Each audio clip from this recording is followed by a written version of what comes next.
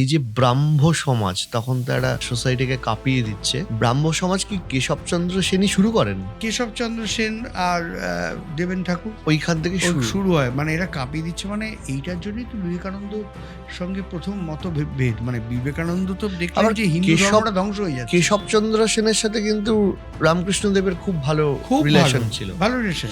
In fact একটা reference আপনিও লক্ষ্য করবেন, রামকৃষ্ণদেব একবার স্বামীজিকে বলছেন যে কেশবের মধ্যে একটা পদ্ম আছে, তোর মধ্যে 19টা পদ্ম আছে।